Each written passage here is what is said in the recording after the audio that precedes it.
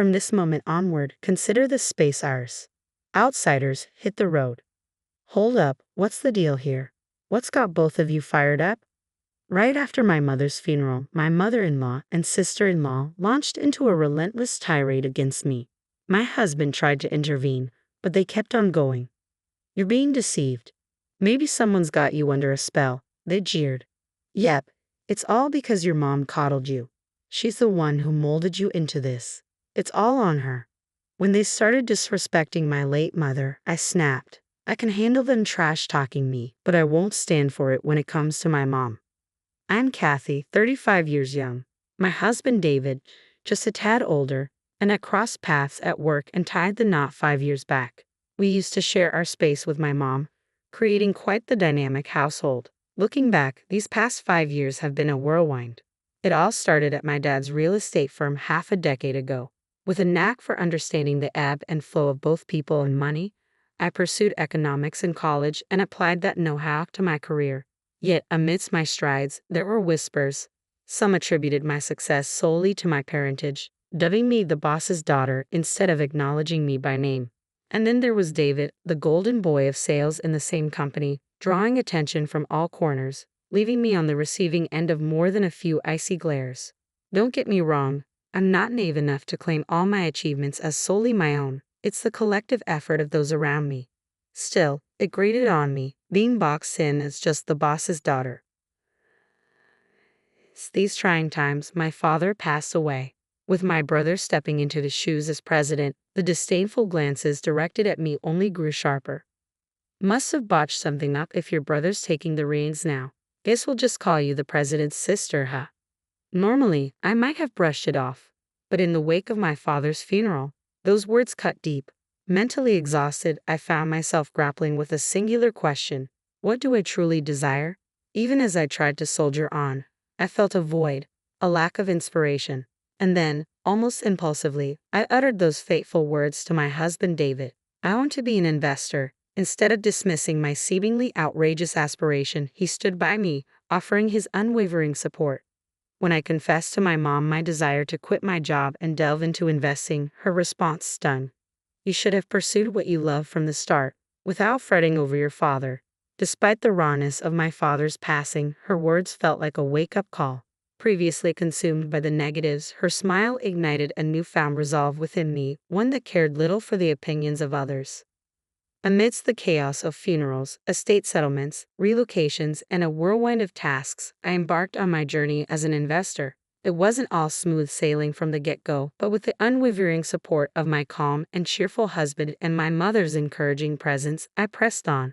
With a combination of my savings and my father's inheritance, my investments began to bear fruit. Over the years, my income soared far beyond what I earned at my previous job, leading to a deeply fulfilling life. Yet amidst this joy, two shadows loomed large: my mother-in-law and sister-in-law, constant sources of concern. My sister-in-law, 3 years senior to my husband and 4 to me, remains unmarried. Since David and I decided to tie the knot, her demeanor suggested she wasn't exactly thrilled. Even my mother-in-law seemed to view me as nothing more than a privileged daddy's girl, despite my equal footing in the workforce. Despite my father's CEO status, each visit to my in-laws was met with snide remarks.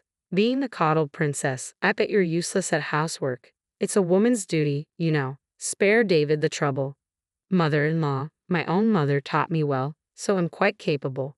Besides, with both of us working, David and I share responsibilities. It was his suggestion, actually. But my mother-in-law wouldn't hear of it. Even my sister-in-law couldn't contain her frustration in my presence, insisting it's absurd for a woman to marry yet make her husband do chores. After my father-in-law's passing, my relationship with my mother-in-law and sister-in-law took a nosedive. Must be nice, living off David's earnings and lazing about at home. I'm dealing with so much since my husband's gone. How come you get to live so carefree, Kathy? Mother-in-law, as I've explained before, I earn my keep as an investor. I'm far from idling. If you're truly struggling, I'd suggest finding a way to manage your own finances. Besides, having kids isn't the sole measure of a woman's worth. With my father-in-law's demise, my mother-in-law's fixation on money intensified. She seemed resentful of my perceived ease, despite my commitment to my work as an investor. Yet I wasn't inclined to hand over any cash. Every visit to the in-laws revealed more lavish purchases, making it clear where any allowance would end up. I love David, a man of unwavering trust, and I chose to shield him from the truth about his family. There came a moment when I found solace in confiding in my own mother. Why can't I conceive? The weight of uncertainty as I approached 35, coupled with incessant inquiries from my mother-in-law about when will you start a family, became overwhelming. Her hurtful words labeling me as useless echoed in my mind, and I couldn't contain my frustration. So I poured out my heart to my mother, seeking understanding. Well, I had you when I was 35, so there's no need to worry. Timing is in God's hands, dear. He'll guide us when the time is right. Her comforting words lifted a burden from my soul. From then on, even amidst my mother-in-law's persistent mentions of children, I found reassurance. Children, after all, are a precious blessing. After enduring 5 tumultuous years, a sense of calm finally settled in. Then, unexpectedly, my world was rocked once more by the sudden passing of my mother.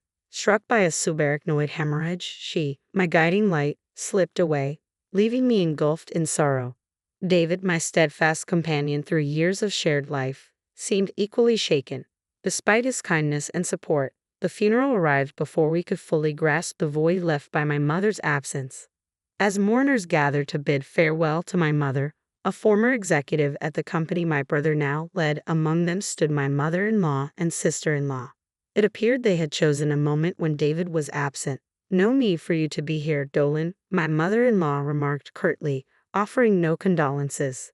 They proceeded to sign the register, leaving me stunned by their callousness. Yet upon David's return, their demeanor shifted instantly. "You might be struggling, but Kathy's shock is likely even greater. You need to be there for her," they'd insist, seemingly mindful of my emotions. Later, as exhaustion from the whirlwind of recent days weighed heavily on me, the doorbell pierced the quiet of our home. My husband, ever considerate, answered it, assuming my mother-in-law and sister-in-law had come to offer support. Without a moment's hesitation, he ushered them inside. As they entered the living room, their glances towards me twisted into unpleasant smirks, and then came words I never expected. "From today onwards, this is our domain. Outsiders need to leave, Mom," David exclaimed, his surprise evident. My mother-in-law's words poured forth unabated. "Until now, we've tolerated your presence because your mom was here, but now, only jobless Kathy remains. If you let yourself be leached by such a woman, you'll ruin yourself. We'll move in with you, so you need to divorce Kathy." "Mom, what are you saying? Especially now, and what do you mean by jobless?" "I've explained countless times that Kathy is an investor. When you say investor, it sounds like she has a real job, but let's be honest, isn't she just dabbling in stocks? How could such a woman be a wife? You could do so much better." "Wait a second, what's all this about bad-mouthing Kathy? What exactly are you two insinuating?" "Kathy earns her own keep. Don't belittle her efforts. You're the ones being misled. You've been under Kathy's mom's influence all this time. Haven't you been brainwashed?" "That's right. Kathy's turned out this way because her mom spoiled her. I can see why David defends her. It's her mom's fault for raising her like this." As my sister-in-law and mother-in-law continued their disparagement of my mom, my simmering anger finally boiled over. I could endure their insults directed at me, but I refused to tolerate any disrespect towards my mom. "Stop tarnishing the memory of my late mother," I seethed, glaring at them. Yet they both grinned smugly, showing no hint of remorse. Fine, we get it. You don't want us talking about your mom, huh? Now that the mom who always sided with you and allowed you to be a recluse is gone, it must be tough to face the truth." My fists clenched, trembling with suppressed rage. Taking a deep breath to rein in my emotions, I prepared to fire back, but before I could speak, it was David who stepped in. "That's enough, Mom. Stop speaking ill of Kathy," David interjected firmly, addressing both my mother-in-law and sister-in-law. "Kathy isn't a recluse. She's a legitimate investor. My mother-in-law and I have been supporting Kathy's endeavors from the start. If Kathy were just fooling around, neither of us would have stood for it." Even my mother-in-law, sister-in-law, and I couldn't conceal our surprise at David's uncharacteristically stern tone. My mother-in-law seemed taken aback, scrambling to offer excuses. "Don't be so upset. Nevertheless, Kathy's lifestyle thus far has been sustained by your income, hasn't it? You've provided her with a privileged life, even buying her this lavish condo." Poor David. If you move in with us, we'll take care of all the household chores. Just give us a small allowance. That's all we need. Isn't that right, Mom? My mother-in-law's words were cut short by David's flustered voice.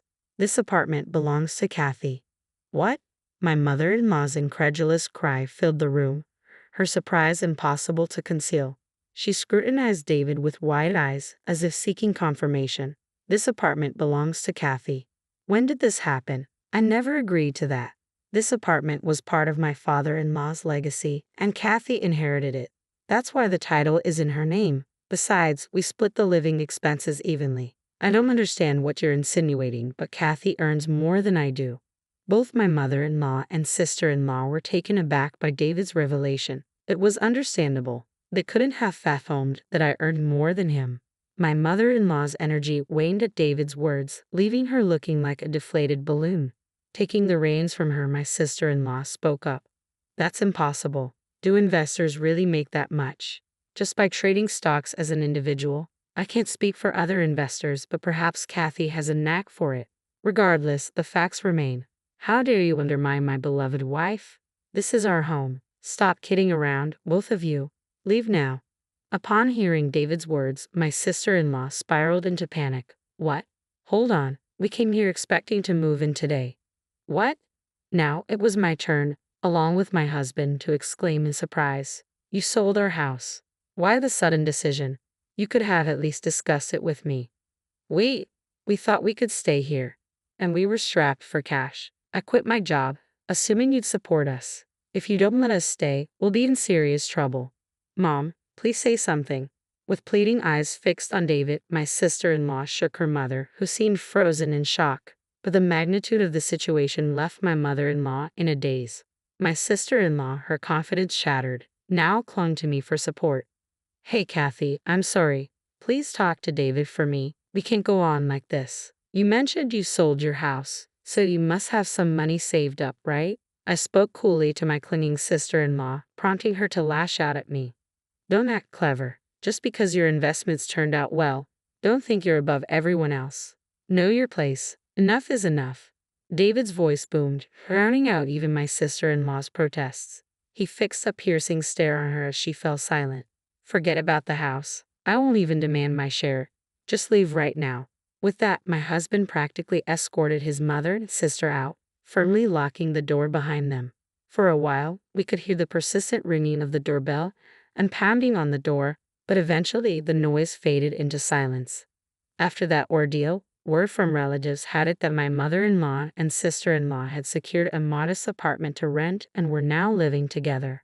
Their old family home, nestled in a remote area, didn't fetch much on the market, given its location and the value of the land. My sister-in-law struggled to land a decent job, and their funds quickly dwindled. Despite their repeated attempts to rely on David and me, we firmly shut the door each time. They resorted to selling off their designer possessions and now reportedly scrape by with part-time jobs, working tirelessly from dawn till dusk. Meanwhile, I've enjoyed the freedom that comes with being an investor, no longer subjected to hurtful remarks. And as my late mother had foretold, we're preparing to welcome a new member into our family next year. Once again, I'm grateful for her timely blessings.